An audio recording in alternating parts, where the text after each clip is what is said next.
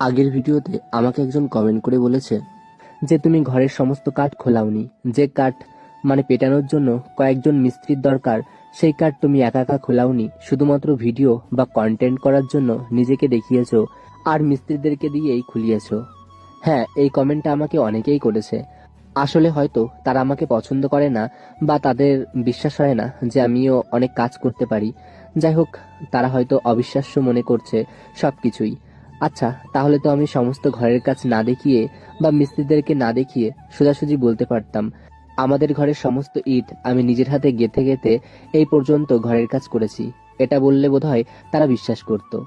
জানো, আমার মতে যারা একটু খামখেয়ালি বা অন্যরকম হয়ে যায়, স্বাভাবিকের তুলনায় একটু অস্বাভাবিকের মতো থাকতে শুরু করে, তখন যে কোনো পরিশ্রমের কাজ বা যে কোনো কাজ তারা যখন করে তখন তারা সবকিছু ভুলে কাজের প্রতি মনোযোগ দেয় এবং সবকিছু ভুলে থাকতে পারে।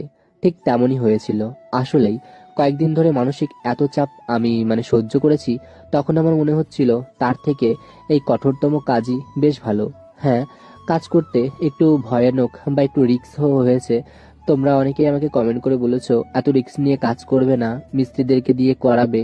সেটা করলেও হতো, তবে এই কাজের মধ্যে দিয়ে মানসিক যত অশান্তি ছিল সেগুলোকে ভুলে কাজের প্রতি মনোযোগ দিয়েছি এবং সেগুলো থেকে কিছুটা হলেও আমি বিরত থেকেছি। সেক্ষেত্রে আমার বেশ ভালো লেগেছে। হ্যাঁ, তবে মিস্ত্রিরা হয়তো কায়দা কানুন বুঝে বেশ মজবুত করে সবকিছু পিটিয়েছিল এবং তাদেরকে দিয়ে খোলালে হয়তো খুব তাড়াতাড়িও হয়ে যেত। সেগুলো খুলতে আমার হয়তো বেশি সময় লেগেছে, তবে কাজের প্রতি মনোযোগ দিয়ে আমারও বেশ ভালো লেগেছে। যাই হোক, সকাল সকাল আমি গেছিলাম বাজারে কিছু পরিমাণে সবজি কিনতে। জানো, সবজি বেশি করে কিনলেই সমস্ত সবজিগুলো নষ্ট হয়ে যায়। দিনের বেলায় এত গরম পড়ে, সেই কারণে বাজারে গিয়ে বেশি পরিমাণে সবজি কিনি না, অল্প অল্প করে কিনি, যাতে খাবারগুলো নষ্ট না হয়ে যায়। রান্নাটাও আজ বেশ অনেক দিন পরেই শুরু করলাম, বাড়িতেও রান্না করছিলাম না। আসলেই মানসিক এবং শারীরিক অসুস্থতা থাকলে কোনো কিছু করতে ভালো লাগে না। তার মধ্যে আমি সবসময় চাই যে স্বাভাবিক হতে, সেই কারণে আমি কঠিনতম কাজ বা যাতে কাজের মধ্যে সবসময় নিজেকে যুক্ত রাখতে পারি সেই চেষ্টাই সবসময় করি বা এখন থেকে করছি।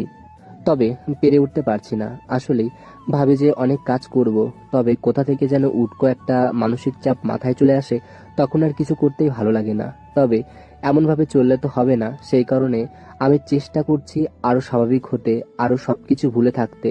জানি সবটা ভোলা খুব কঠিন বা হয়তো কিছুদিন সময় লাগবে, তবে চেষ্টা যখন করছি আমি সবকিছুকে হার মানিয়ে এগিয়ে যেতে পারবো।